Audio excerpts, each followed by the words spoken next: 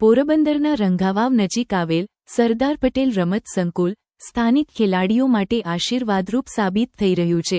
અહીં નિયમિત તાલીમ લેતી પેરા એથ્લેટ પ્રિયાબેન કોડિયાતરે તાજેતરમાં દુબઈ ખાતે યોજાયેલી યુથ એશિયન પેરા ગેમ્સની લોંગ જમ્પ સ્પર્ધામાં બ્રોન્ઝ મેડલ મેળવી દેશ અને ગુજરાતનું ગૌરવ વધાર્યું છે।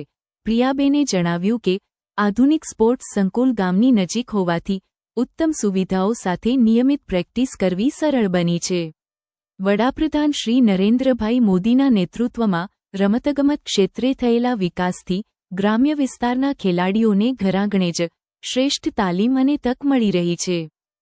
મારું નામ પ્રિયા શર્મા કોડિયાતર છે। હું અહીંયા સરદાર પટેલ રમત સંકુલ જે અમારી ગામની બાજુમાં જ આવેલું છે રાંઘાવાની પાસે, ત્યાં હું 2023 થી પ્રેક્ટિસ કરું છું। અત્યારે 2026 ચાલે છે અને હાલમાં જે મેં યુથ એશિયન પેરા ગેમ જે દુબઈમાં યોજાયેલી તેમાં મેં લોંગ જમ્પ સ્પર્ધામાં ભાગ લીધેલો અને તેમાં મારો બ્રોન્ઝ મેડલ આવેલો છે।